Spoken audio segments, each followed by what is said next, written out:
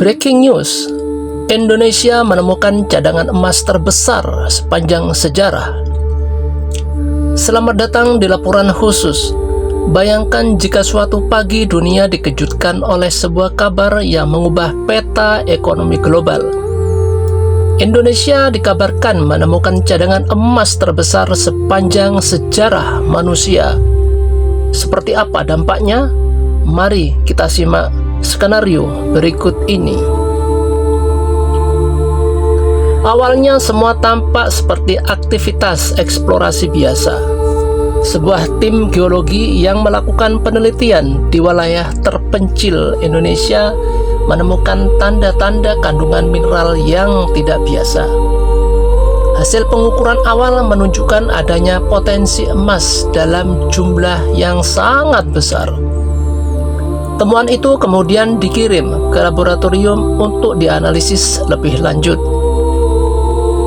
Beberapa minggu kemudian, hasilnya membuat para ilmuwan terdiam. Data menunjukkan bahwa kandungan emas di kawasan tersebut jauh melampaui perkiraan sebelumnya. Tim peneliti pun meminta dilakukan pengeboran agar hasilnya benar-benar akurat. Berbulan-bulan penelitian berlangsung tanpa diketahui publik.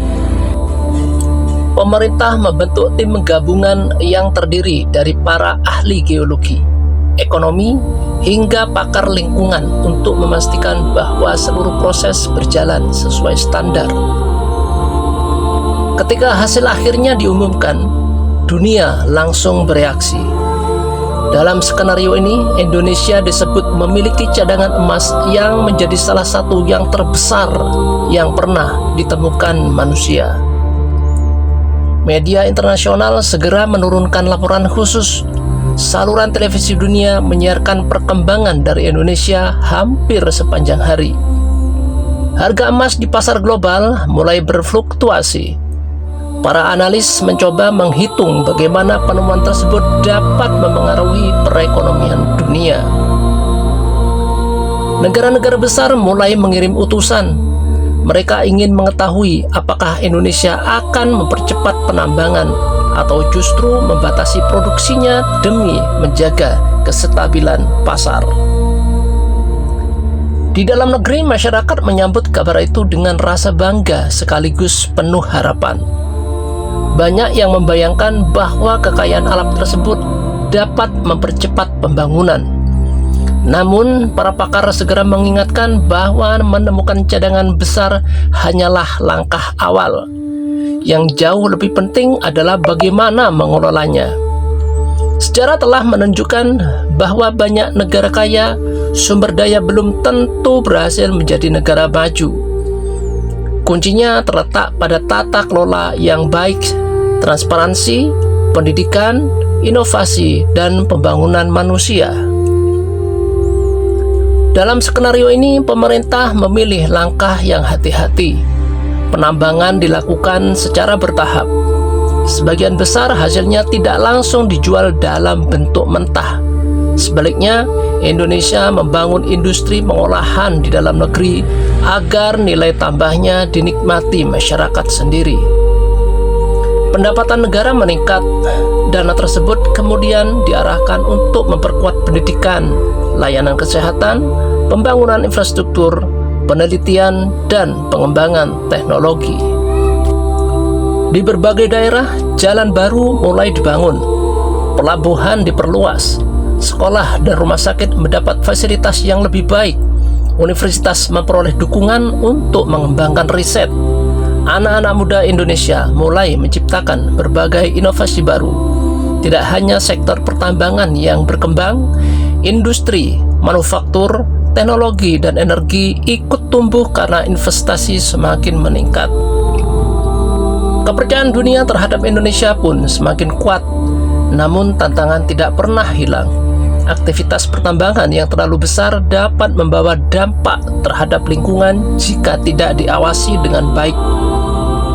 Karena itu, pemerintah menetapkan aturan yang ketat.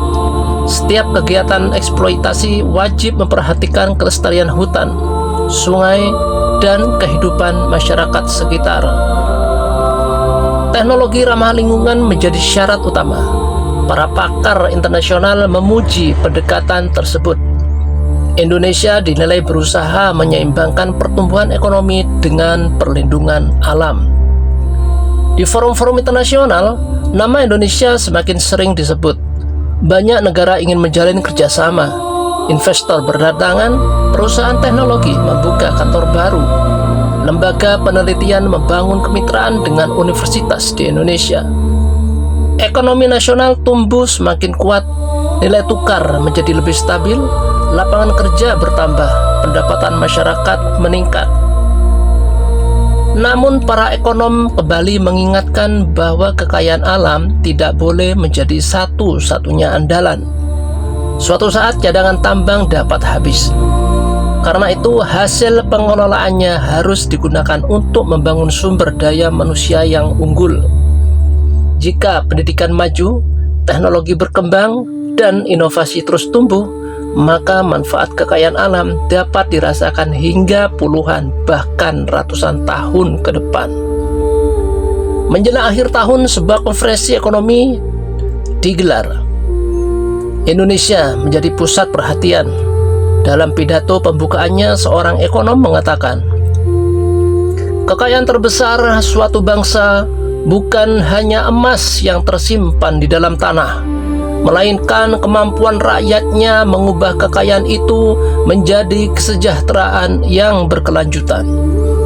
Kalimat itu mendapat tepuk tangan panjang karena semua orang menyadari bahwa emas hanyalah alat yang menentukan masa depan, tetaplah manusia yang mengelolanya. Lalu bagaimana jika skenario seperti ini benar-benar terjadi suatu hari nanti? Akankah Indonesia mampu memanfaatkan kekayaan tersebut dengan bijaksana, atau justru menghadapi tantangan baru yang lebih besar? Jawabannya masih menjadi bagian dari masa depan. Satu hal yang pasti, setiap kekayaan alam adalah amanah yang harus dikelola dengan penuh tanggung jawab demi kesejahteraan seluruh rakyat Indonesia. Terima kasih telah mengikuti laporan khusus bergaya skenario ini. Jika Anda memiliki pendapat tentang bagaimana Indonesia sebaiknya mengelola kekayaan alam, tuliskan pandangan Anda di kolom komentar. Terima kasih.